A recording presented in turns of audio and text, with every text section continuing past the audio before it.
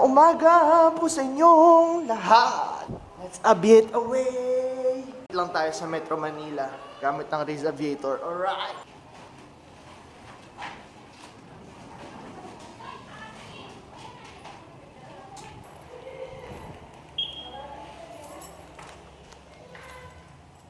$576 odometer.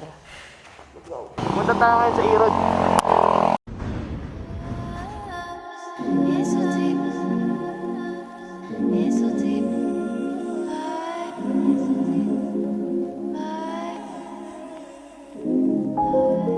Malapit na tayo, mga 3 count away. Let's go.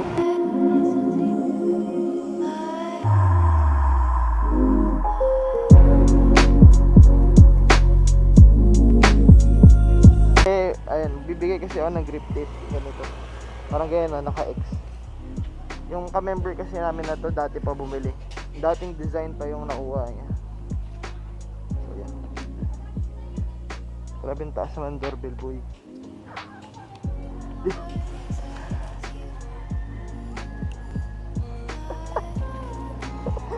It's so deep.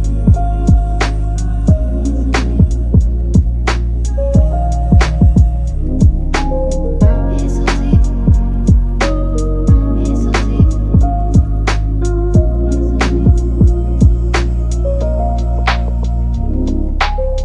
It's so deep.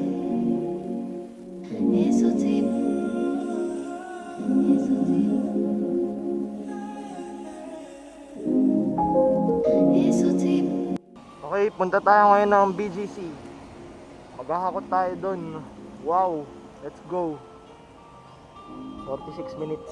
Let's go.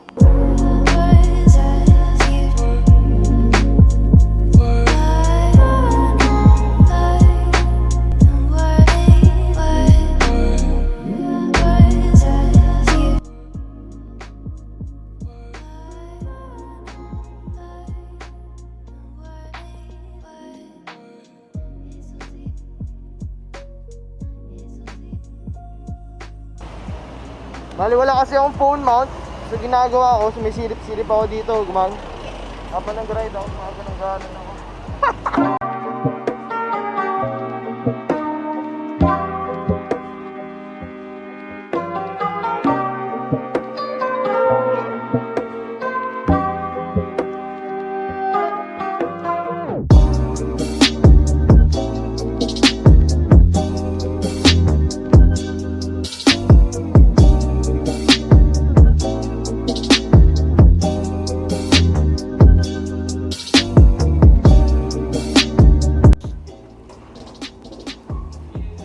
Ikot mo na lang ron.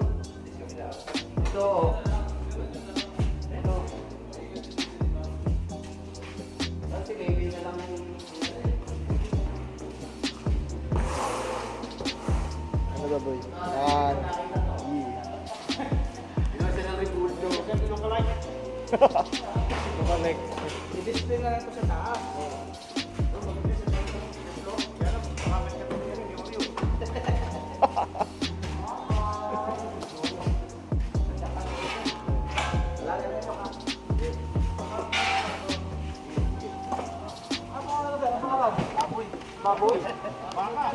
So, quick explanation lang. Nag-pull out kami ng mga gamit, equipments dito sa restaurant.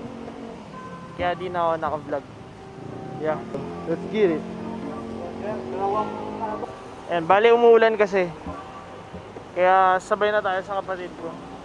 May kotse naman. Buti na lang portable ang Riz Aviator!